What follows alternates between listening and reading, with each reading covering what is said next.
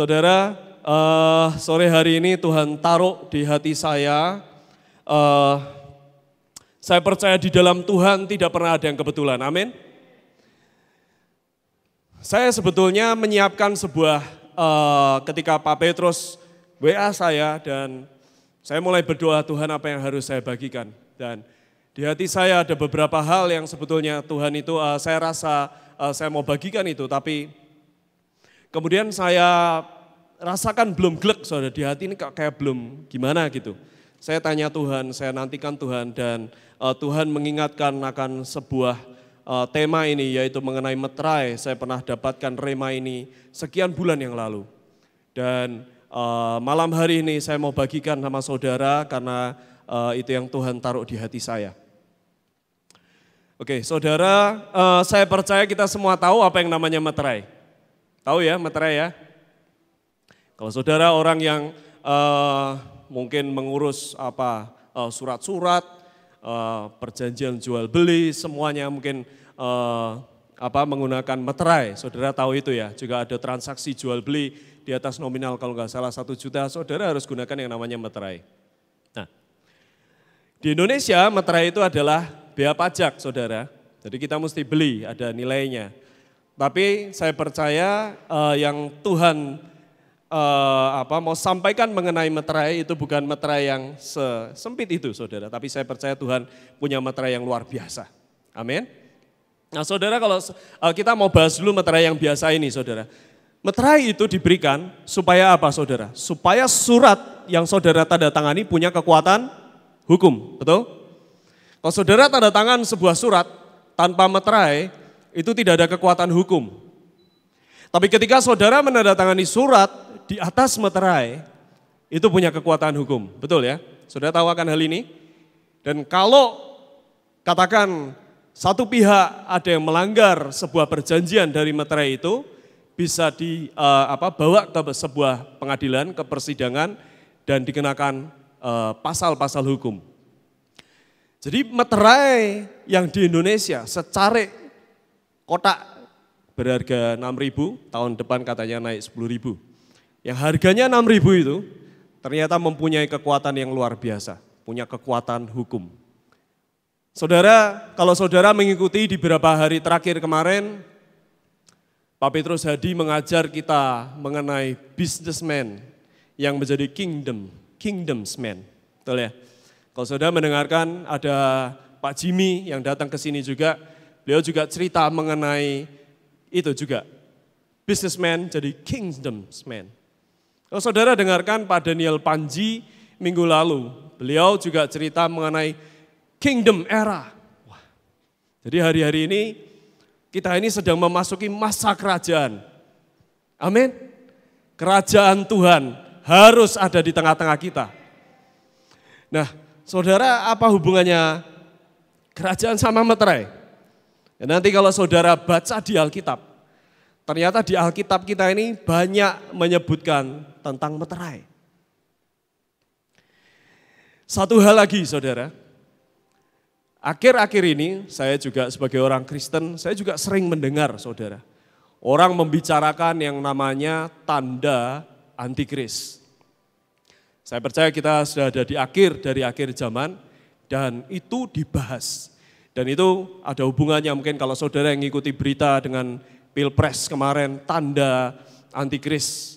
Saya tidak mau mendebat, saya tidak mau bicara tentang itu, tapi saya hanya ingin mengingatkan saudara, mungkin kita terlalu sibuk dengan tanda antikris. Tapi saya ingin saudara ingat, tahukah saudara bahwa ada tanda dari Tuhan dalam hidup setiap kita. Amin. Yuk kita mau sama-sama belajar. Tapi bentar, saya preview dulu saudara, ini bukan tanda, kalau saudara tahu ada yang namanya tanda-tanda milik Kristus. Itu seperti Paulus yang menderita, dianiaya. Bukan saudara, saya bukan mau bercerita mengenai tanda itu. Atau mungkin ada saudara yang sudah siap dianiaya? Ada? Boleh angkat tangan? Pak Bambang punya alat nyetrum 500 volt. Nanti setelah ibadah bisa ketemu Pak Bambang, bisa di strum. Itu aniaya saudara. Enggak, tapi saya bukan mau bicara tentang itu. Oke, kita mau belajar yang pertama, Boleh tolong slide-nya ya. Oke. Salah satu tanda tentang meterai yang ada di Alkitab, itu ada di Kejadian 38 ayatnya yang ke-25. Saya nggak usah baca ayatnya ya. Tapi ceritanya adalah ketika itu Yehuda dia menghampiri Tamar. Kalau nanti saudara bisa baca ceritanya Kejadian 38 ayat 25. Yehuda menghampiri Tamar dan ketika dia melakukan sundal, Yehuda tidak membawa yang harus diberikan kepada Tamar. Kemudian Tamar waktu itu menantunya tapi dia menggunakan kain dan Yehuda tidak tahu kalau itu Tamar. Dan Tamar mengatakan apa yang harus engkau berikan sebagai sebuah tanda. Makanya ini saya sebut yang pertama itu bicara mengenai jaminan. Karena di situ saudara baca Yehuda menyerahkan tongkat dan cincin meterai. Saya pengen saudara tangkap ini dulu. Cincin meterai itu bicara sebuah jaminan saudara. Di situ dikatakan Yehuda berjanji dia akan mengirimkan kambing. Dan kemudian setelah itu Yehuda cari tapi tidak ketemu. Saudara bisa baca ceritanya nanti. Tapi yang ingin saya tekankan yang pertama, meterai itu bicara mengenai jaminan. Oke. Sekarang yang kedua. Yang kedua saudara bisa baca di Keluaran pasalnya yang ke-28. Mulai ayat ke-8 sampai ayat ke-12. Oke, saya akan bacakan ya. Beginilah firman Tuhan. Sabuk pengikat yang ada pada baju efod itu haruslah sama buatannya dan seiras dengan baju efod itu. Ya ini dari emas, kain ungu tua, kain ungu muda, kain kirmisi dan lenan halus yang dipintal benangnya. Haruslah kau ambil 2 permata krisopras dan mengukirkan nama para anak Israel pada permata itu. 6 dari nama mereka itu pada permata yang pertama dan ke-6 lagi pada permata yang kedua menurut urutan kelahirannya. Selanjutnya. Seperti buatan seorang pengasah permata diukirkan seperti meterai. Demikianlah harus kau ukirkan pada kedua permata itu nama para anak Israel. Dililit dengan ikat emas harus kau buat permata itu. Kemudian haruslah kau taruh kedua permata itu pada kedua tutup bahu baju efod sebagai permata peringatan untuk mengingat orang Israel. Maka kehadapan Tuhan haruslah Harun membawa nama mereka di atas kedua tutup bahunya menjadi tanda peringatan. Meterai yang pertama bicara mengenai jaminan. Meterai yang kedua bicara mengenai peringatan. Yang artinya everlasting. Tuhan seperti mau berkata, ukirkan nama anak-anak Israel di batu permata itu. Supaya itu menjadi sebuah peringatan. Supaya aku mengingat-ingat. Tangkap dulu saudara, tangkap dulu. Oke, selanjutnya yang ketiga. Di 1 Raja-Raja 21 ayatnya yang ke-8. Beginilah firman Tuhan.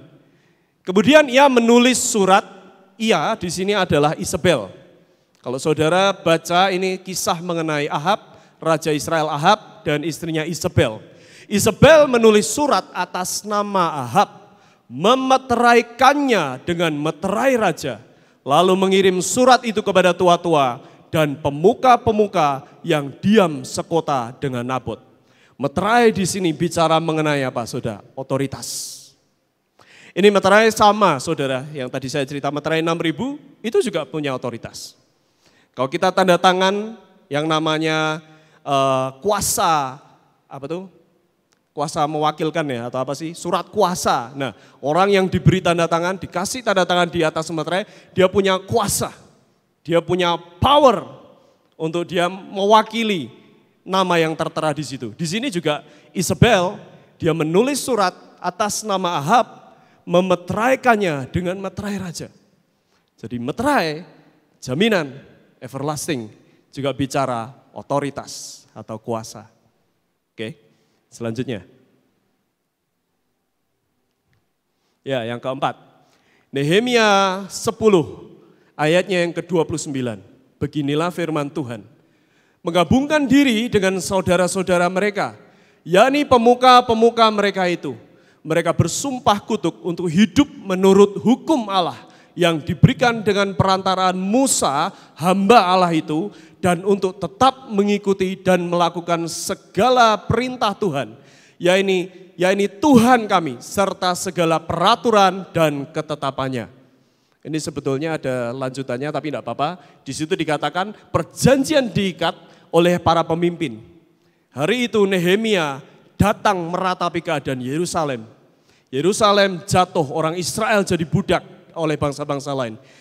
Nehemia datang mengumpulkan pemuka-pemuka, pemimpin-pemimpin. Mereka bersehati, mereka sepakat, mereka buat sebuah perjanjian. Dan mereka membubuhkan yang namanya meterai. Di meterai ada yang namanya perjanjian dan kesepakatan. Amin. Selanjutnya, yang terakhir. Ester 8, Ester 8. Ester 8 ayatnya yang kedua.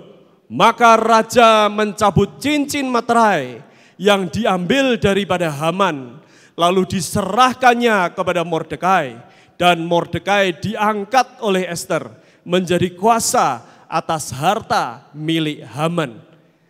Hari itu cincin meterai di tangan di tangan Haman dicabut sama raja, dipindahkan kepada Mordekai. Dan sejak meterai cincin itu dipindahkan, harta Haman dipindahkan kepada Mordekai. Amin. Saya mau ajak saudara coba tangkap dulu, ada 5 hal ini tadi mengenai meterai. Dan saya pengen saudara sedikit renungkan. Betapa yang namanya sebuah meterai. Mungkin sesuatu barang yang kecil, saya tidak tahu di masa lalu mungkin bentuknya seperti cincin atau apa. Hari ini mungkin sebatas secarik kertas. Tapi itu punya kekuatan yang luar biasa.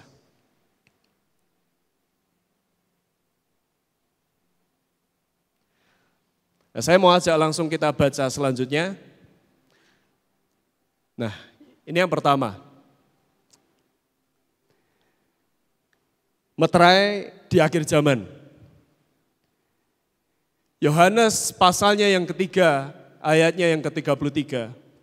Firman Tuhan berkata, siapa yang menerima kesaksiannya itu, ia mengaku bahwa Allah adalah benar. Di terjemahan bahasa Indonesia, ayatnya berkata seperti ini. Tapi ketika saya pelajari di The Passion Translation,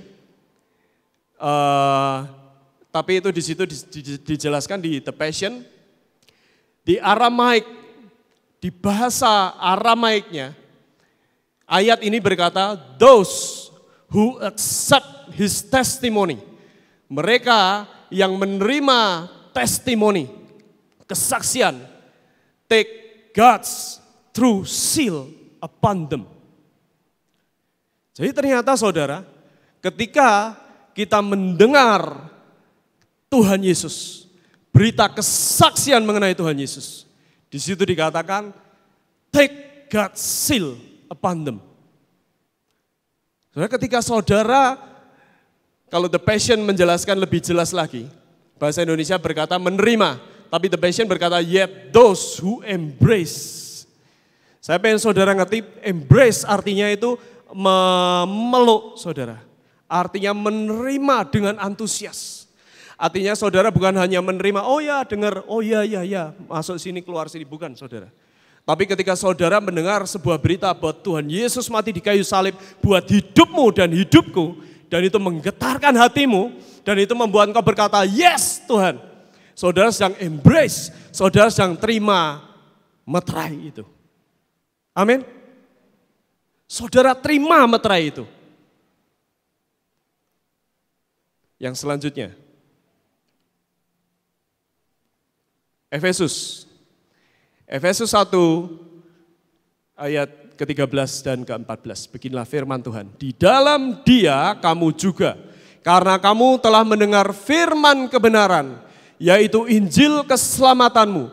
Di dalam Dia kamu juga, ketika kamu percaya, dimeteraikan dengan Roh Kudus yang dijanjikannya itu. Dan Roh Kudus itu adalah jaminan bagian kita sampai kita memperoleh seluruhnya. Yaitu penebusan yang menjadikan kita milik Allah untuk memuji kemuliaannya. Di The Passion dikatakan, and because of him, dan karena dia, when you who are not Jews, dan kita yang adalah orang bangsa-bangsa bukan Yahudi, heard the revelation of truth, mendengar pewahyuan akan kebenaran, you believe in the wonderful news of salvation, saudara percaya mengenai berita penyelamatan yang luar biasa, now we have been stamped, kita dicap with the seal of the promised Holy Spirit. He is given to us like an engagement ring is given to a bride as the first installment of what's coming. Dia diberikan kepada kita seperti cincin pertunangan, seperti sebuah pembayaran pertama, first installment, akan apa yang akan datang. Atau bisa dikatakan seperti down payment, saudara bayar DP. He is our hope promise of a future inheritance. Dia adalah pengharapan akan masa depan, akan bagian warisan. Which seal us until we have all of redemption promise. Yang mengikat kita sampai kita mendapatkan seluruh janji. And experience complete freedom. Dan yaitu janji kemerdekaan. All for the supreme glory and honor of God. Dan semuanya bagi kemuliaan dan hormat bagi nama Tuhan.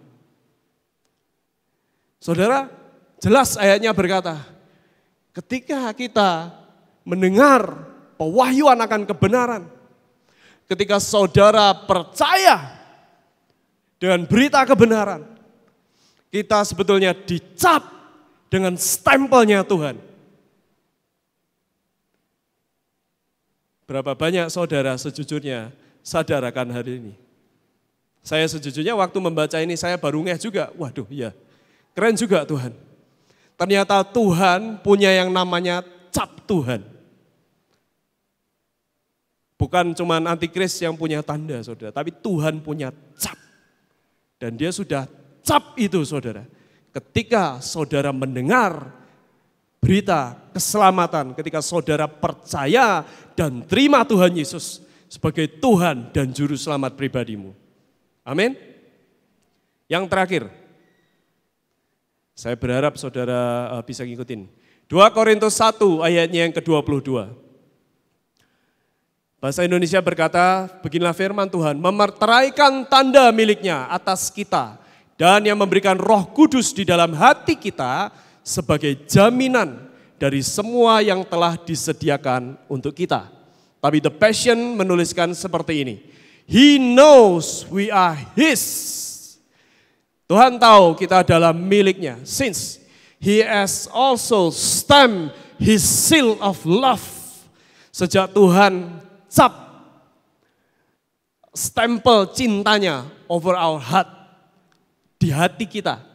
And has given us the Holy Spirit. Dan memberikan kepada kita Roh Kudus. Like an engagement ring. Seperti cincin pertunangan. Is given to a bride, yang diberikan seorang calon istri atau ya calon istri. A down payment of the blessing to come. Sebuah DP saudara, down payment untuk blessing, untuk berkat yang akan datang. Seberapa banyak saudara yang sudah menerima Tuhan sebagai Tuhan dan Juru Selamat dalam hidupmu? Boleh angkat tanganmu, boleh lambaikan tanganmu, izinkan saya melihat tanganmu. Saya berdoa saudara harus ngerti, engkau sudah dicap, ada tanda Tuhan dalam hidupmu. Dan Tuhan berikan His Holy Spirit, Roh Kudusnya ada dalam hidupmu. Amin. Kayak DP saudara. Kita hari-hari ini kita sedang menantikan kedatangan Tuhan. Amin.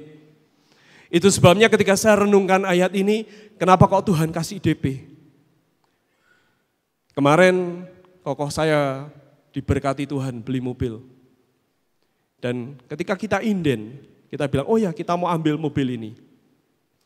Yang jual berkata, oh ya ini untuk mengikat harus kasih DP. Harus di DP saudara. Tuhan janji di akhir zaman dia akan datang yang kedua kali. Kita menantikan kedatangan Tuhan. Saudara dan saya, kita percaya Tuhan Yesus sudah mati di kayu salib menebus dosa kita. Tapi jangan lupa Tuhan berikan DP itu saudara. Tuhan berikan the Holy Spirit dalam hidup kita.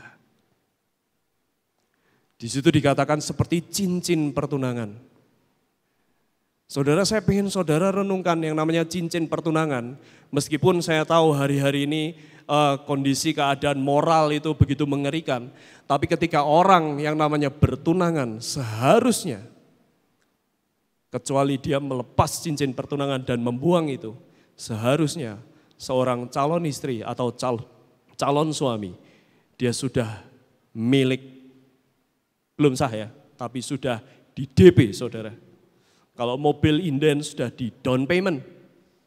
Ini mobil rangka nomor ini, warna ini milik saya. Sama saudara, ketika Tuhan datang menghampiri engkau, dia down payment hidupmu dengan yang namanya Roh Kudus. Dia tahu Roh Kudusnya dalam hidupmu, dia down payment. Kau adalah milikku.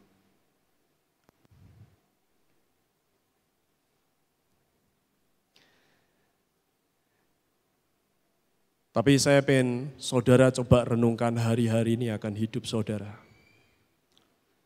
Seberapa banyak kita, mungkin saudara sudah ngerti akan kebenaran ini. Tapi seberapa banyak saudara tanda kutip memanfaatkan, saudara tanda kutip menggunakan fasilitas down payment Roh Kudus yang Tuhan taruh dalam hidupmu.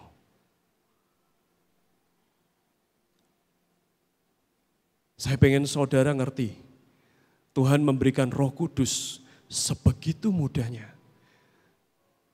Kalau saya gambarkan, dia bukan Tuhan yang jual mahal. Dia Tuhan yang, Nina, yang terbaik aku berikan padamu. Sebegitunya. Sesimpel saudara bilang, aku percaya Tuhan, dia berikan Roh Kudusnya dalam hidupmu. Hari-hari ini saya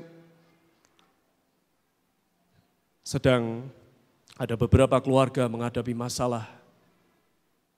Dan banyak sebetulnya saya juga lihat yang namanya orang Kristen. Dan sebetulnya bukan cuma saudara saja, saya juga saudara. Seringkali kita ngerti firman, kita datang ke gereja. Bahkan mungkin kita pelayanan di atas mimbar, bahkan mungkin seperti saya, sudah boleh sharing. Tapi seberapa kita hidup bergaul dan Roh Kudus yang Tuhan sudah taruh itu dalam hidup kita. Tuhan berkata Roh Kudus itu diberikan cuma-cuma saudara. Detik engkau mengenal Tuhan, saya bukan sedang bicara mengenai karunia roh, kepenuhan, bahasa roh, bukan saudara. Saya bukan bicara yang itu, saya bicara yang lebih basic lagi. Tahukah saudara? Mungkin kalau saudara berkata, oh aku ini cuma jemaat biasa. Aku belum ngerti terlalu banyak tentang firman. Alkitab berkata, siapapun yang mendengar, percaya, menerima Tuhan Yesus, dia dicap milik Tuhan. Tuhan berikan Roh Kudus dalam hidupnya. Amin? Amin? Berarti saya percaya tidak ada dari kita di tempat ini, tidak ada dari kita yang tidak punya Roh Kudus dalam hidupmu. Amin? Cuman masalahnya seringkali saudara, seberapa orang Kristen, seberapa kita dalam day by day, dalam hari-hari kita, seberapa kita bergaul, seberapa kita berbicara dengan Roh Kudus, seberapa kita menggunakan, memanfaatkan Roh Kudus yang Tuhan sudah taruh dalam hidup kita. Kalau tadi jelas di awal ada 5 hal. Meterai bicara jaminan, bicara kuasa, bicara everlasting. Saya berdoa saudara nangkep ini, saudara ngerti itu semua ada dalam hidupmu. Ada di Roh Kudus yang Tuhan taruh dalam hidupmu. Ada power, ada otoritas. Bicara everlasting, bicara cinta Tuhan ada dalam hidup kita. Amin. Saya mau ajak kita sama-sama belajar mengenai seorang tokoh di Alkitab. Tapi sebelum itu saya pengen, ada satu lagi tolong next. Ya, ini ada sebuah pertanyaan, mungkin saudara bertanya nih, Adi ngomong apa sih, kenapa kita butuh meterai? Ada 2 ayat yang Tuhan taruh di hati saya. Markus 7, ayat yang ke-21, beginilah firman Tuhan. Sebab dari hati orang, timbul segala pikiran jahat, percabulan, pencurian, pembunuhan, perzinahan, keserakahan, kejahatan, kelicikan, hawa nafsu, iri hati, hujat, kesombongan, kebebalan, semua hal-hal jahat ini timbul dari dalam dan menajiskan orang. Yeremia 17 ayat 9 berkata, betapa liciknya hati, lebih licik daripada segala sesuatu. Hatinya sudah membatu, siapakah yang dapat mengetahuinya? Saya ketika Tuhan taruh rema ini di hati saya dan saya mulai renungkan. Sebetulnya memang kalau kita mau jujur saudara, hati kita itu penuh dengan yang namanya kejahatan. Hati kita penuh dengan yang namanya jelek saudara, benar. Satu kali saya ingat seorang Kathryn Kuhlman. Benny Hinn cerita setiap kali Kathryn Kuhlman mau naik ke atas mimbar. Dia di belakang mimbar, dia nangis, dia berkata, Tuhan bunuh aku Tuhan. Waktu saya mendengar khotbah itu saya juga bingung. Loh kenapa ya orang mau naik mimbar, mau khotbah, dia malah doa minta sama Tuhan, bunuh aku Tuhan. Saudara tahu kenapa? Karena dia di hadapan hadirat Tuhan. Dia tahu seberapa jeleknya dia. Dia tahu seberapa kotornya hati manusia. Tidak terkecuali saudara, saya juga saudara.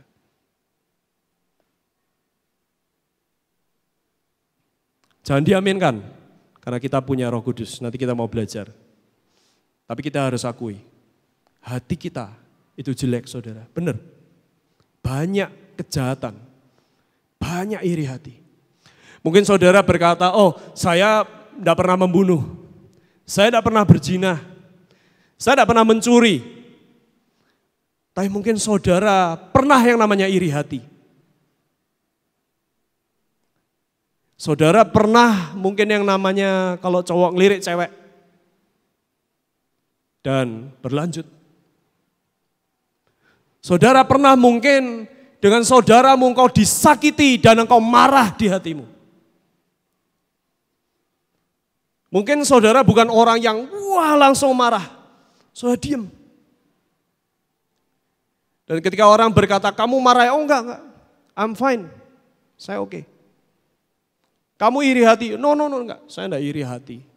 Oh, saya tahu. Saudara, seberapa mudahnya orang Kristen seringkali kita membungkus hidup kita. Bahkan mungkin kita yang sering doa, sudah ngerti firman, semudah itu juga kita membalut semuanya dengan sesuatu yang berbau rohani. Saya sering saudara, beneran. Saya ngaku nih di hadapan saudara, saya sering kali saya merasa oke. Tuhan, aku kok oke ya? Hamba Tuhan khotbah tentang ini. Dan tiba-tiba, wah kayaknya bukan aku. Saya tahu, ketika saya punya respon seperti itu, sebetulnya saya harus mulai bertanya, something wrong dengan saya nih. Bukan berarti kita harus selalu merasa bersalah atau kita bukan saudara. Tapi saya pengen saudara ngerti, bukan kita yang bagus saudara. Tapi saya berdoa saudara ngerti, sejadah Roh Kudus dalam hidupmu. Dia yang akan menuntun setiap langkah kita. Dia akan menyembuhkan hati kita. Dia yang akan memulihkan semua luka, semua iri hati, semua masalah dalam hidup kita. Amin. gampang saudara. Untuk orang yang sudah, buat saya mungkin sering doa, saya sering doa di lantai 4. Dikasih mic suruh doa, bisa saudara, beneran. Saya dikasih mic gitu, ayo doa bisa saudara. Wah, kayaknya mungkin orang dengar, wah doanya berapi-api. Tapi dalamnya nol saudara, serius. Kalau kita mau jujur sama diri kita sendiri, seringkali kita ini sebagai orang Kristen suka menutupi yang namanya jeleknya kita. Saya tidak janjian, tapi saya tadi pagi waktu dengar Pak Petrus bilang minggu depan ada Pastor Fendi yang akan bicara mengenai Roh Kudus. Saya bilang, wow, saya tidak tahu, saya juga biar Tuhan yang kerja di tengah-tengah kita. Dan mungkin saya renungkan tadi waktu saya duduk di situ, tenang Tuhan, kenapa kau mau bicara mengenai Roh Kudus? Kalau saudara baca berita, kalau saudara mendengar proyeksi ekonomi, keadaan bangsa ke depan, saya pengen saudara ngerti bahwa mungkin tahun-tahun ke depan, saya bukan ahli ekonomi, saya hanya meng-quote orang-orang yang sharing ke saya, Ko Yohanes, Pak Jimmy, mereka cerita tahun 2021 itu bukan tahun yang mudah. Meskipun kita berdoa, kita minta anugerah Tuhan, biar itu cepat, Indonesia itu bisa cepat bangkit lagi dari kondisi yang hari-hari ini sedang pandemi. Tapi tadi saya waktu duduk di situ saya baru ngerti, oh benar ya Tuhan. Tahun ke depan kita akan ngadepi yang namanya kondisi yang tidak mudah. Dan saya mau berkata saudara, kalau engkau tidak pernah ngerti, engkau punya Roh Kudus dalam hidupmu, engkau tidak pernah gunakan fasilitas itu, rugi besar saudara. Dan yang lebih mengerikan adalah ketika kita tidak mengenali, ketika bahkan kita tidak mengakui seberapa kotor dan jeleknya hati kita. Saudara, saya mau ajak kita sama-sama belajar mengenai seorang tokoh Alkitab. Mari selanjutnya.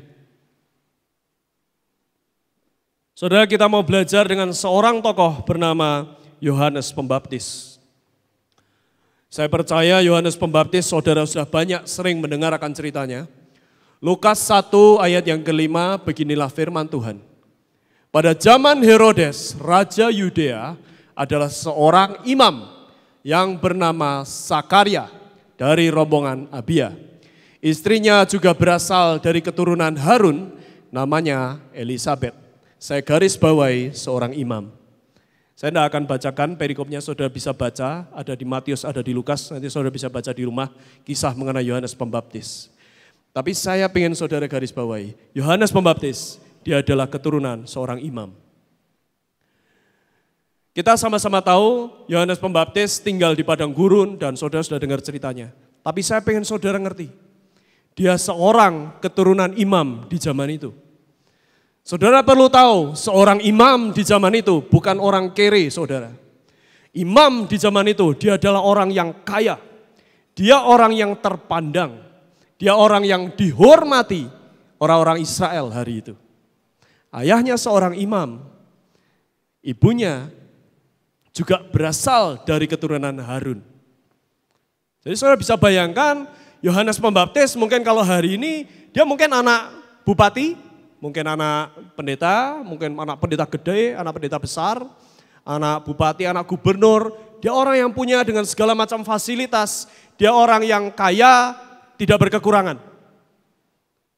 Dia orang yang seperti itu. Saya ingin saudara coba renungkan. Dia bukan orang yang siapa lu, nggak tahu, enggak saudara. Dia keturunan imam. Tapi kita tahu sama-sama, Yohanes Pembaptis, dia tinggalkan kehormatan itu. Dia lepaskan semua keturunannya, ya toh? Dia pergi ke padang gurun. Lukas 1 ayat yang ke-80. Dan ia tinggal di padang gurun sampai kepada hari ia harus menampakkan diri kepada Israel. Saya bilang ini orang yang luar biasa, saudara. Bayangin saudara punya jabatan dan semuanya dan dia tinggalkan semua itu apa yang dia kerjakan. Dia tinggal di padang gurun menantikan Tuhan. Kalau saya jujur saudara, enggak sanggup saudara. Mungkin saya nanya papa saya dan tiba-tiba saya, "Pama, aku hari ini aku berkata aku bukan anakmu dan aku mau tinggal di emperan toko." Enggak mungkin saudara. Tapi itu yang mungkin dilakukan Yohanes Pembaptis. Dia tinggalkan, dia lepaskan warisan imamnya, dia tinggal di padang gurun. Saudara bisa bayangkan. Menurut saya itu sebuah tanda betapa dia mencintai Tuhan. Amin. Dia tinggalkan itu. Dia pergi ke padang gurun. Ayat selanjutnya, Yohanes memakai jubah bulu unta dan ikat pinggang kulit dan makanannya belalang dan madu hutan. Hari ini siapa yang masih makan nasi goreng, capcay, ayam goreng, sate, mungkin steak, spaghetti, saya juga masih makan saudara. Tapi demi apa yang Tuhan taruh di hatinya. Imam itu biasanya menggunakan kain lenan. Dia tidak pakai kain lenan saudara. Dia pakai jubah bulu onta. Dia pakai ikat pinggang kulit. Dia makan belalang. Saya tidak tahu ada yang ngomong belalang itu seperti sayur, kapri atau belalang hutan. Saya tidak ngerti. Tapi menurut saya belalang bukan makanan yang enak. Di Israel sana ada kebab, ada falafel, ada macam-macam saudara. Menurut saya jauh lebih enak dari belalang. Tapi yang dia lakukan, dia makan belalang dan madu hutan. Buat saya ini orang yang luar biasa, Yohanes Pembaptis. Menurut saya mungkin di zaman ini belum ada loh saudara, orang seperti Yohanes Pembaptis ini. Tinggalkan semuanya, dia tinggal di padang gurun. Maka nanti kita mau baca selanjutnya. Selanjutnya next. Lukas 3 ayat ketiga berkata, "Maka datanglah Yohanes ke seluruh daerah Yordan dan menyerukan, bertobatlah dan berilah dirimu dibaptis dan Allah akan mengampuni dosamu." Luar biasa saudara. Dia di situ dikatakan ke seluruh daerah Yordan. Siapa yang hari ini saudara sudah pernah doling keliling Temanggung komplit saudara? Temanggung saya tanya. Boleh angkat tangan, mungkin Koiko mungkin kayak ini. Koiko paling sering sampai apal dia. Nanti kamu belok kiri ya, di belok kanan, nanti ketemu jembatan, turun, nanti ada jalan ke kiri. Wah luar biasa. Bupatinya Temanggung mungkin kalah sama Koiko, dia apal jalan saudara. Tapi ini Yohanes Pembaptis dikatakan, di situ dikatakan dia ke seluruh daerah Yordan. Saudara bayangin, dia jelajahi, dia jalan, dia beritakan Injil. Bertobatlah, dirimu dibaptis. Saya bilang ini orang yang luar biasa, cinta Tuhan, benar, cinta Tuhan. Matius 3 ayat ke-6 berkata, lalu sambil mengaku dosanya, mereka dibaptis oleh Yohanes di sungai Yordan. Bayangin saudara, sudah cinta Tuhan, berani meninggalkan segalanya, dia punya urapan saudara. Urapannya apa? Orang ketemu Yohanes Pembaptis, mengaku dosa, bertobat. Keren enggak saudara? Keren. Mengaku dosa, mereka dibaptis, tidak cuma bertobat loh saudara, dibaptisi sama Yohanes Pembaptis. Bawa ke sungai Yordan, cemplungin saudara. Saya tidak tahu berapa banyak orang, tapi wow, saya bilang nih keren saudara. Urapannya mungkin saya tidak tahu, dia jalan orang ketemu, wah nangis bertobat saudara. Mungkin. Karena di situ dikatakan orang mengaku dosa, ketemu Yohanes Pembaptis. Lukas 3 ayat ke-16. Dan ini yang paling luar biasa. Yohanes menjawab dan berkata kepada semua orang itu, "Aku membaptis kamu dengan air, tetapi Ia, Tuhan, yang lebih berkuasa daripadaku, akan datang dan membuka tali kasutnya pun aku tidak layak. Ia akan membaptis kamu dengan Roh Kudus dan dengan api." Hari itu, tidak ada orang di Israel yang pernah dengar mengenai nama Tuhan Yesus. Tidak ada orang, saudara. Baru Yohanes Pembaptis, dia mendapat pewahyuan, dia ngerti.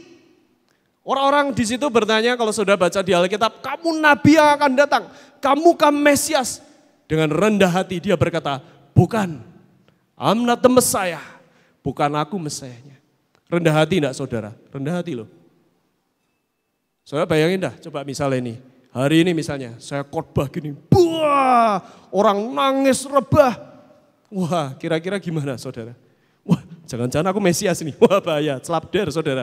Tapi Yohanes Pembaptis, dia ngerti. Hari itu tidak ada yang tahu. Dia tahu saudara. Ada Tuhan Yesus yang akan datang. Bahkan dia berkata, membuka tali kasutnya pun aku tidak layak. Saya ingin saudara coba renungkan ini. Seorang Yohanes Pembaptis, seorang yang cinta Tuhan.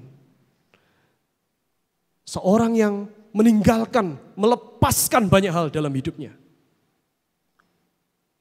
Seorang yang berjalan keliling, memberitakan Injil. Saya tidak tahu mungkin hari ini kau ikut bagi sembako, mungkin kau ikut pelayanan. Yohanes Pembaptis lakukan itu saudara. Dia membawa orang bertobat, dia membaptis mereka. Dan klimaksnya dia berkata akan datang yang namanya Mesias, Tuhan Yesus Kristus. Dan itu sebuah pewahyuan menurut saya yang luar biasa. Tidak ada yang lain yang nangkep akan pewahyuan itu.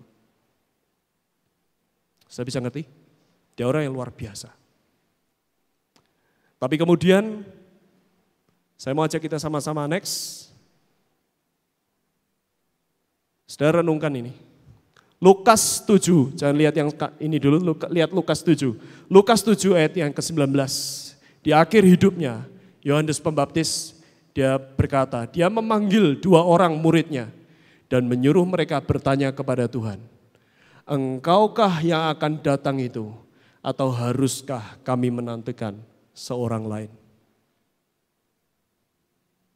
Seorang Yohanes Pembaptis yang diurapi, dipakai Tuhan, cinta Tuhan, meninggalkan segalanya, mendapat pewahyuan mengenai Tuhan Yesus Kristus. Di akhir hidupnya, dia berkata, engkaukah Tuhan Yesus yang akan datang?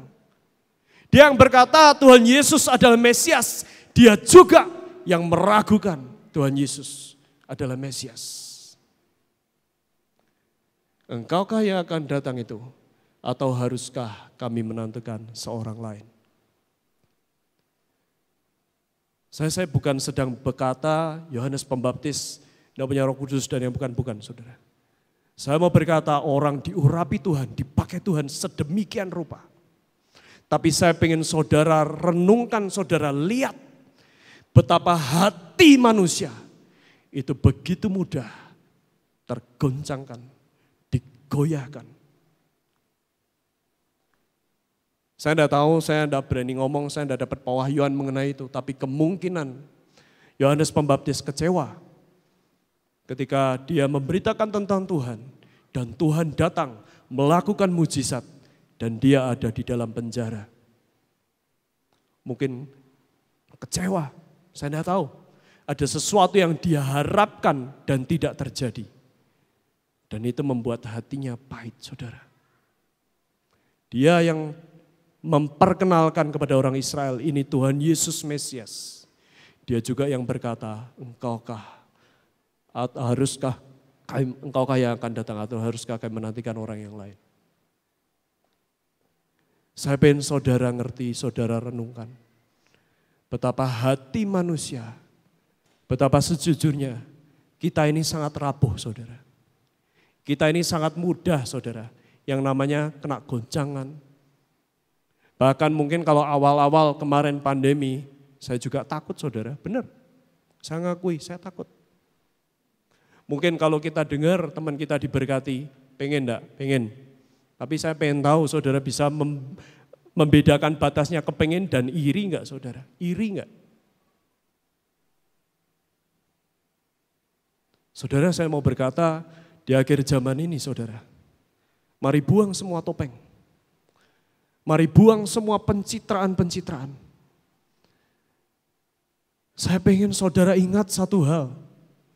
Ayatnya jelas tadi berkata, ketika saudara terima Tuhan Yesus sebagai Tuhan dan Juru Selamatmu, Dia berikan Roh Kudus di dalam hidupmu. Tuhan berkata itu bukti cintaku nak. Itu bukti keseriusanku, aku akan datang yang kedua kali. Itu bukti my power, my authority, otoritas kuasaku. Tapi seberapa banyak hari-hari ini engkau hidup, bergaul, engkau menggunakan, maaf, tanda petik, engkau memanfaatkan Roh Kudus. Saya sering kali mendapat WA, saya ditanya orang, beberapa kali saya konseling dengan orang.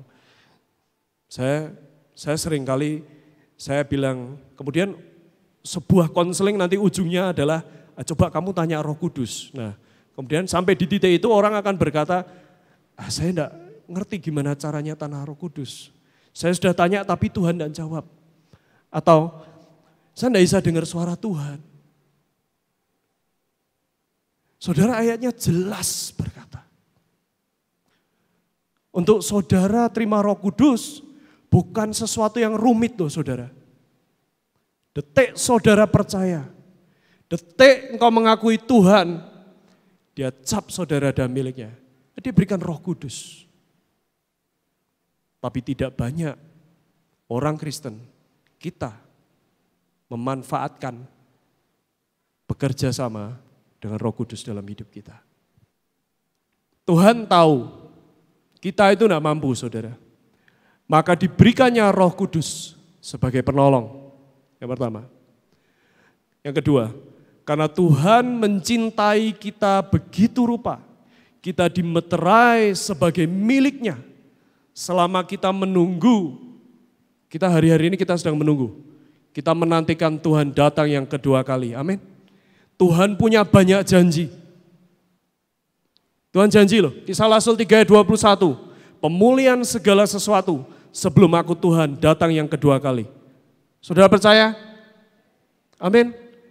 Di situ dikatakan Tuhan berikan Roh Kudus loh sebagai down payment supaya saudara percaya bahwa apa yang Tuhan janjikan itu ya dan amin. Yang ketiga, saya pengen saudara tahu, hari ini apapun yang kita hadapi, kita tidak sendiri saudara. Roh Kudus selalu mendampingi kita. Amin.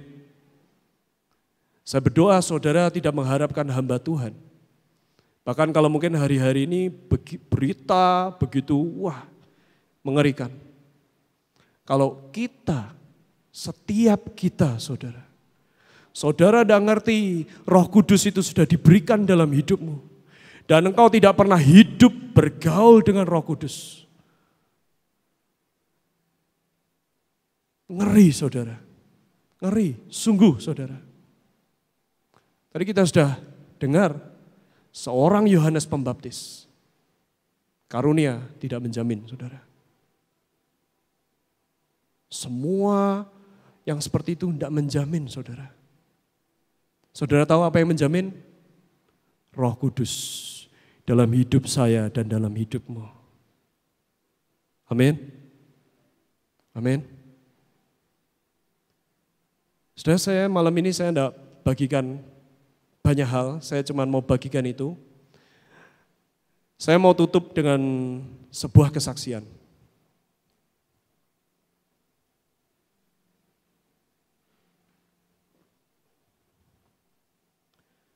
Saya pulang, saya dulu kuliah di sebuah negara di Australia.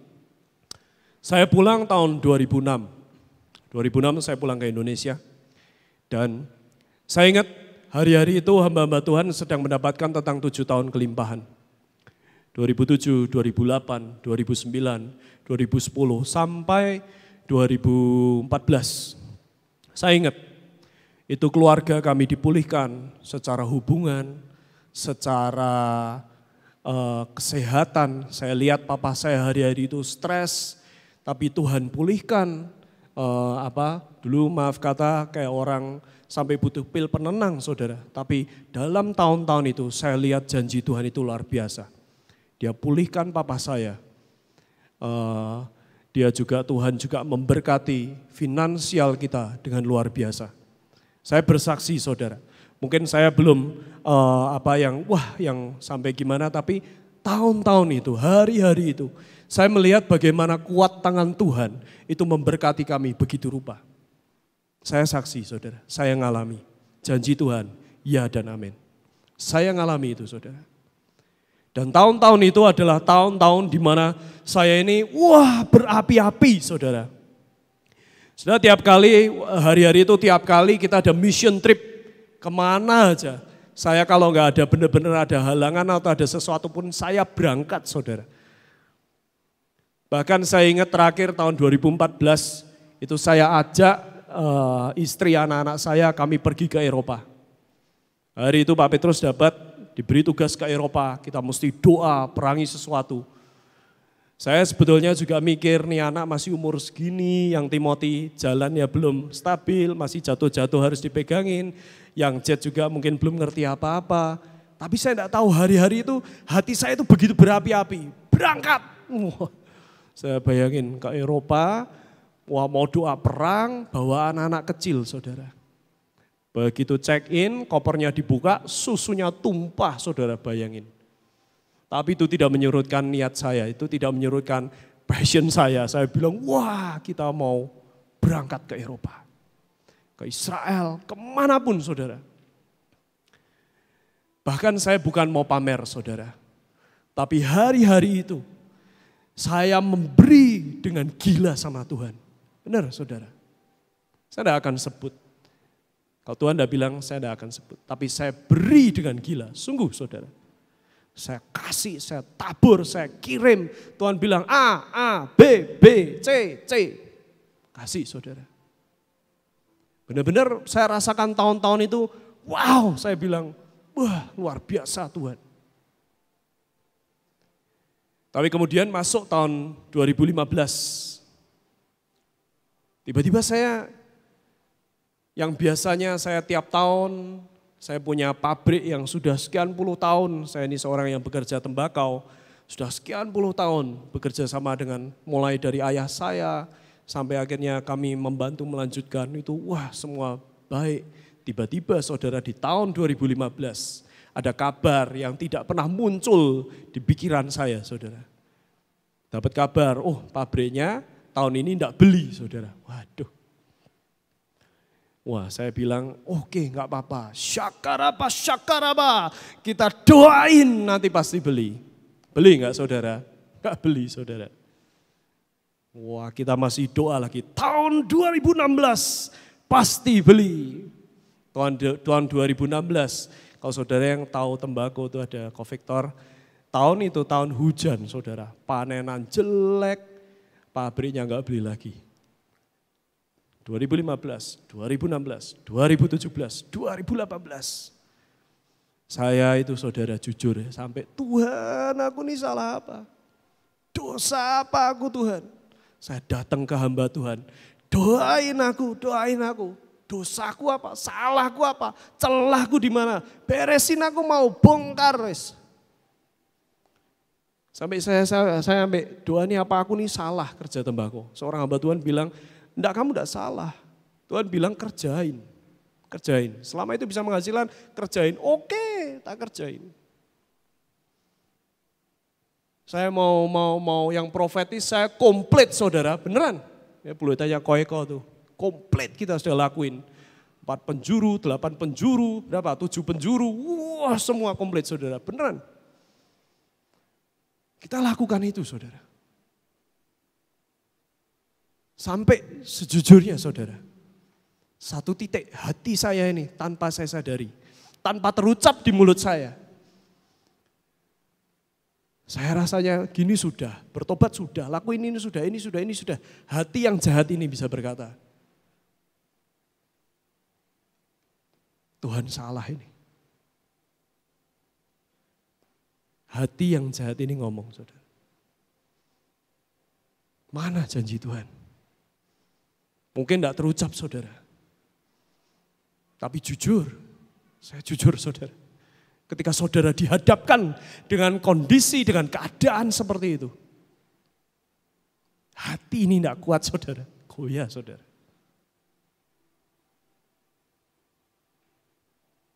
Sampai akhirnya tahun 2018 kami berusaha sebisanya lah lempar sana, lempar sini. 2018 saya lihat Tuhan itu, tapi biar bagaimanapun saudara, saya pengen saudara tahu, Dia Tuhan yang memelihara hidup kami. Loh jujur saudara, waktu saya nabur itu ya, hati yang jahat ini berkata aku mengharapkan sebuah tuaian. Salah enggak saudara? Enggak salah loh. Firman-Nya berkata yang menabur akan menuai saudara. Bahkan nih saya bersaksi saudara. Saudara tahu ada sebuah lagu praise yang menabur dengan mencucurkan air mata. Saudara tahu? Setiap kali hari-hari itu saudara. Lagu praise loh saudara. Semua yang di sini loncat-loncat saudara. Saudara tahu? Saya di situ, saya angkat tangan, saya nangis loh saudara. Lagu praise, saya nangis. Kapan Tuhan? Saya nangis saudara. Dan itu tidak sekali, beberapa kali. Sejujurnya sakit saudara, beneran. Satu hari kalau Tuhan izinkan, saya akan cerita, nanti saudara tahu. Sakit saudara buat saya. Tuhan, aku sudah lakukan ini. Aku mencintaimu, aku ikut kegerakan, aku begitu rupa buat engkau. Tapi mana Tuhan? Nangis saudara, saya nangis. Semua bersorak-sorai, yang menabur, saya nangis saudara, beneran. Saya akhirnya tahun 2009, saya ingat satu kali hambanya Bu Linda, saya ulang tahun saya didoain, beliau ingatkan lagi. Tuhan mau kamu keluar dari kenyamanan. Saya masih enggak ngeh saudara, kenyamanan apa sih? Saya pikir saya nyaman sama orang tua, saya nyaman apa nih? Ternyata saya baru tahu akhir-akhir ini saudara. Kenyamanan yang Tuhan tidak mau adalah ketika hati saya ini bersandar sama pekerjaan saya. Tanpa saya sadari loh saudara. Padahal terus dulu sudah pernah dikasih tahu, enggak boleh, kamu harus punya yang lain. Siap. Paling gampang saudara, kita tuh orang Kristen paling gampang ngomong, wah amin, siap. Tapi sejujurnya saudara, setiap kali memasuki bulan April, Mei, Juni, saya mulai mikir, wah dari pabrik ada info apa ini? Saya pengen tahu nih, kebutuhan pabrik tahun ini seperti apa? Cuaca kayak apa? Petani gimana? Untuk hati ini, lepas dari yang namanya kenyamanan, itu tidak semudah di kata-kata saudara. Saya baru tahu akhirnya, saya baru tahu. Hari itu saya didoakan, kamu harus lepas dari kenyamanan. Dan saya ingat banget tahun 2019 kemarin, kami itu memulai tahun dengan tidak mudah. Saya coba cari jalan-jalan, ada seorang teman yang saya berharap dia bisa menolong saya di awal musim, saya kontak bisa enggak? Dia bilang, aduh sorry enggak bisa, aku sudah ada orang lain. Oke ya udah. Sampai di tengah-tengah musim tahun 2019, saya benar-benar ngalami saudara. Saya jual ke satu pabrik, itu orang kerja namanya mau untung ya saudara. Saya ngalami rugi saudara. Belinya mahal, jadinya murah. Saya benar-benar ingat itu, sore itu. Di kantor kami cuman ini udah sama mama sama Koeko kita cuman berlutut nangis sama Tuhan. Tuhan tolong, Tuhan tolong. Dan hari itu saya lihat sekali lagi saudara. Kuat tangan Tuhan menolong kami sekeluarga. Teman yang di awal musim dia bilang enggak bisa. Sore itu saya kontak tolongnya aku. Oke, kirim saudara. Saya ingat itu akhirnya musim tembakau saya kerja paling lama dalam sejarah hidup saya. Sampai Desember kalau tidak salah saudara. Saudara bisa bayangkan, saya lihat Tuhan memberkati. Meskipun itu, kalau saya boleh ngomong saudara, Itu belum tuayan saudara, itu baru Tuhan memelihara kami. Jujur saya masih menantikan itu. Apalagi dibilang, wah ini tahun ini. Bahkan saya dengar kesaksian kemarin, saudara saya benar-benar saya kemarin, saya bersyukur saya punya kesempatan hospitality Pak Jimmy. Dia banyak cerita, saya tidak bisa cerita. Tapi betul-betul yang dia alami itu bukan dia saudara, Tuhan, beneran. Dia sampai, bro, aku sampai tidak bisa ngomong. Karena bukan karena dia hebat ini, enggak saudara, benar-benar itu Tuhan. Dan saya cuma bilang, Tuhan, aku mau ngalami yang kayak gitu. Sampai kemudian akhirnya tahun 2020 ini kemarin, saya itu dapat firman waktu Pak Jimmy datang, sering datang. Firman Tuhan itu datang sama saya, dia bilang gini, nak, kan kamu ini ngadepin yang namanya mamon. Ya Tuhan. Pak Jimmy juga kemarin sudah sempat share, Pak Petrus juga sempat share juga mengenai mamon. Di situ dikatakan salah satu arti dari mamon adalah apa saudara? Greed, keserakahan. Betul? Salah satu arti mamon adalah keserakahan. Saya renungkan, terus Tuhan, musuh lawannya keserakahan itu apa? Cukup. Betul ya? Serakah itu artinya apa? Tidak pernah cukup. Tapi lawannya keserakahan adalah cukup. Dan saya bilang, Tuhan aku mau. Aku pengen ngerti apa itu cukup. Tahun ini kami ngelihat dapat kabar dari pabrik, cukup saya melihat, wah secercah awan, setapak awan. Kami dapat kabar dari pabrik, wah tonase pembelian segini, lumayan. Siapa tahu ini, wah step awal, sebuah langkah. Pabrik butuh tipe ini, dan sudah tahu, wah petani saya, ayo nanam, wah semangat. Wah awal musim saya lihat, wah tanamannya sehat-sehat, gendut-gendut. Wah mulai happy saudara, mulai happy ini hati. Tidak semudah mulut ngomong menjaga hati saudara. Saudara tahu di titik di mana sebetulnya itu barang yang pabrik saya ini butuh sangat banyak. Saudara tahu apa yang terjadi? Hujan saudara. Hujan. Saya sampai tidak percaya. Wah saudara jangan inilah, saya sudah tahan hujan saudara. Beneran saya tahan hujan. Stop. Enggak stop saudara, hujan. Basah. Dan akhirnya saya tidak bisa memenuhi kuota pabrik saya. Sampai akhirnya setelah hujan, kami lihat, waduh hasilnya dari yang dulu harapannya, wah pikirannya sudah muluk-muluk, wah nanti bisa segini-segini. Hasilnya, waduh ini kok kayak gini. Nah, kami doa. Jujur saya takut ngelihat hasil barangnya itu setelah kena hujan. Kami doa Tuhan. Dan saya sendiri juga dapat. Tuhan bilang stop.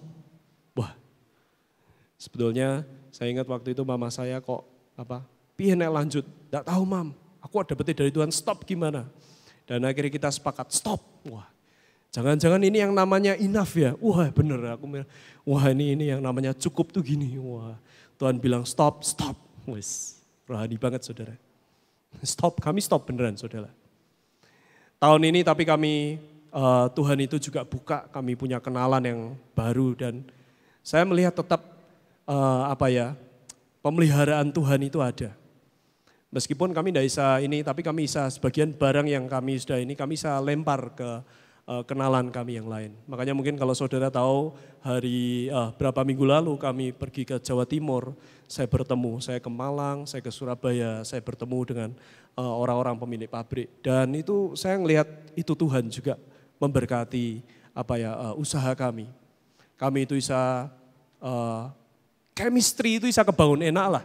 Saya bilang gitu saudara. Dari awalnya yang kami dikenalin by phone, wah gini masih aneh. Tapi begitu kami ketemu ngobrol, wah itu bisa cair, itu luar biasa. Karena ternyata juga ada hubungan sama istri saya, tapi nantilah one day supaya ini jadi misteri yang keren ya. Nanti supaya saudara penasaran. Ya intinya saya lihat pemeliharaan Tuhan itu luar biasa. Tapi kemudian selama saya di Surabaya, saya mendapat kabar, yang hari itu pabrik-pabrik yang sulit, tiba-tiba butuh barang. Wah, barang apa aja disapu. Wah, itu Victor kalau enggak pakai masker pasti senyum. Barang apa aja disapu. Jujur saudara, goyang enggak saudara? Goyang saudara. Saya goyang saudara. Waduh, lagi di Surabaya ini. Apa saya harus pulang ya? Saya bersyukur saya punya mama luar biasa. Mama saya bilang, enggak, kalau mama enggak goyang. Waduh, kalau saya goyang mah aku bilang gitu. Saya pengen pulang saudara. Wah ini kesempatan. Hati saya masih, aduh Tuhan, ini luar biasa nih. Wah siapa tahu nih, master breakthrough. Sampai satu kali di Surabaya itu kami punya kenalan keluarga yang mencintai Tuhan. Mungkin kalau sore hari ini streaming ya puji Tuhan. Keluarga yang mencintai Tuhan ini sebelumnya saya minta maaf. Karena kami ke Surabaya tidak bilang-bilang. Karena saya tahu maksudnya saya sebenarnya ke Surabaya itu dengan tujuan saya mau business meeting. Saya takut nanti ketemu ini nanti jadi idolan, jadi ini. Saya emang tidak bilang-bilang. Tapi di hari-hari terakhir dia tiba-tiba tahu, loh kamu di Surabaya? Iya saya di Surabaya. Loh kok tidak bilang-bilang? Maafkan saya. Akhirnya dia memaksa saudara. Saya juga bingung juga, dia memaksa, dia datang ke hotel tempat kami menginap. Dia bilang, ayo tak ajai dimsum. Saya bilang, sorry, tidak bisa beneran. Aku nih hari Minggu pagi, aku siang, aku mau ngejar ibadah sore. Nanti aku dimsum, nanti bisa disate sama Pak Petrus nanti. Saya tidak datang ibadah. Saya bilang, enggak, aku mesti pulang. Saya bilang, oke, yaudah, kita ketemu di lobi. Dia bawakan oleh-oleh dan kita ngobrol panjang lebar, saudara. Dan aneh sekali, saudara. Tapi saya belum ngerti.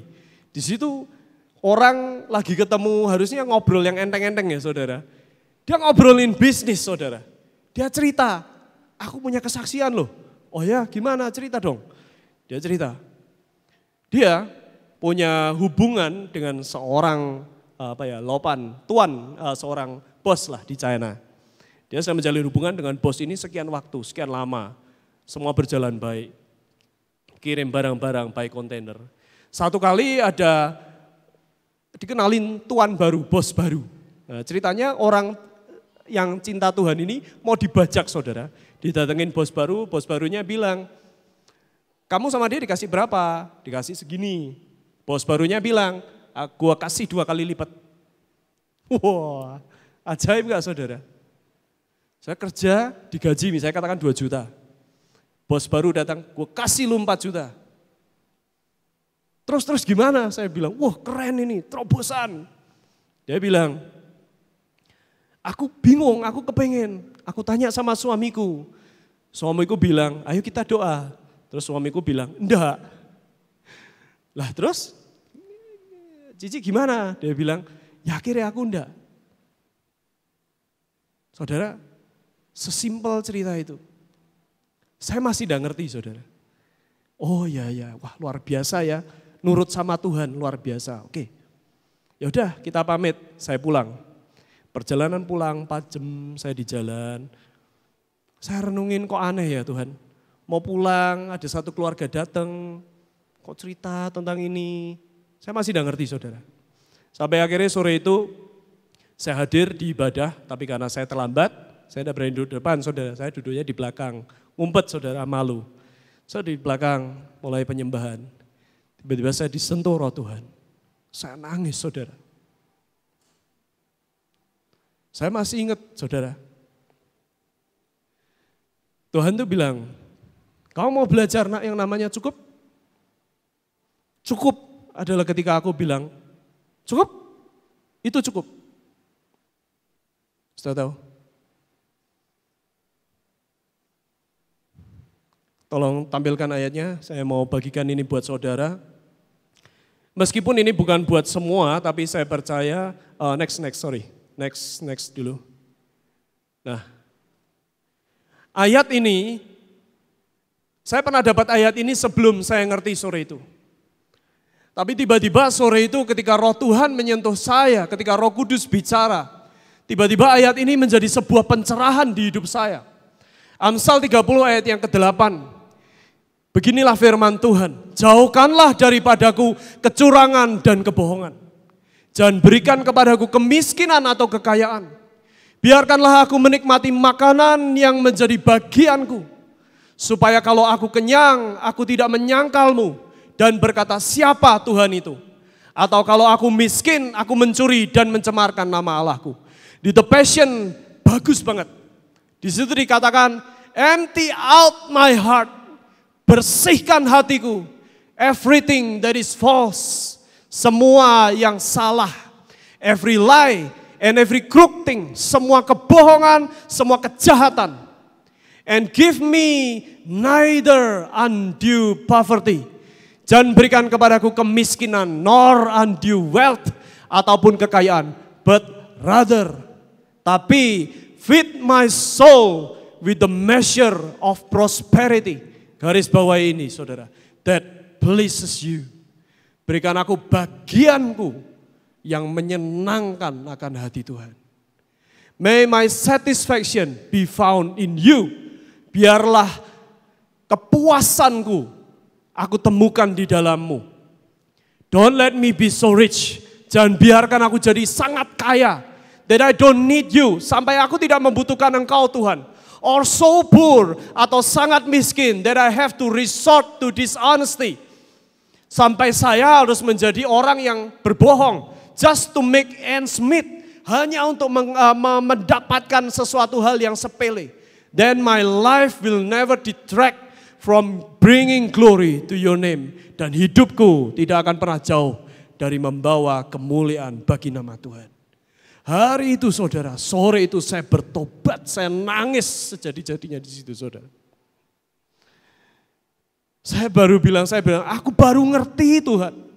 Namanya cukup. Thank you Tuhan. Hari itu saya bertobat, saya bilang Tuhan kau tahu betapa hatiku ini gampang goyah. Betapa engkau sudah berkata stop nak. Begitu dengar karena fokusnya sudah ke uang. Oh siapa tahu ini Tuhan.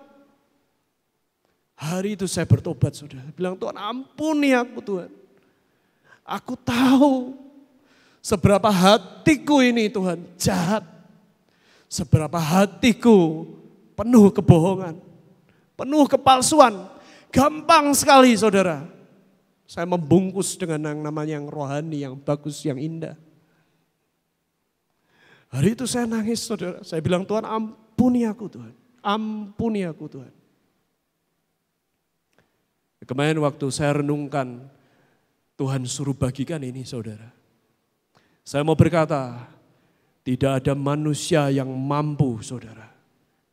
Tapi roh Tuhan, His Holy Spirit dalam hidup setiap kita. Itu akan memampukan saudara melewati semua masalahmu. Yang akan memampukan saudara mengalami yang ajaib dalam hidupmu. Saudara ini perjanjian saya dengan Tuhan. Saya tahu ini bukan buat setiap orang. Tapi hari itu Tuhan berkata, nak, tahukah kau? Kamu sudah dengar Coach Jimmy, buat Tuhan untuk memberkati, serius saudara, semudah membalik telapak tangan. Benar saudara. Tapi Tuhan berkata, buat aku mendapati hati yang mau dididik. Hati yang ngerti cukup, itu sulit. Hari itu saya bilang, Tuhan didik aku. Habisi lagi Tuhan. Aku tahu aku masih nyaman. Aku tahu fokusku masih salah. Aku tahu Tuhan, ada begitu banyak kejelekan dalam hidupku. Dan ternyata, tadi kita sudah baca sama-sama saudara.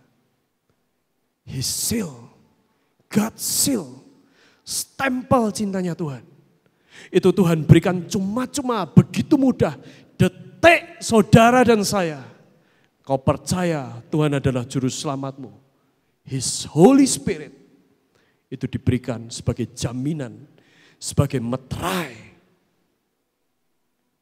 Tidak ada yang sanggup saudara. Tapi saya percaya, saya berdoa malam ini, setiap kita menyadari betapa rapuhnya hidup kita. Tapi ada Holy Spirit, ada Roh Kudus yang tidak pernah melepaskan, tidak pernah meninggalkan kita. Amin. Seberapa engkau percaya, saat ini ada Roh Kudus dalammu. Boleh angkat tangan. Kalau kau tidak percaya, tidak apa-apa, nanti maju ke depan.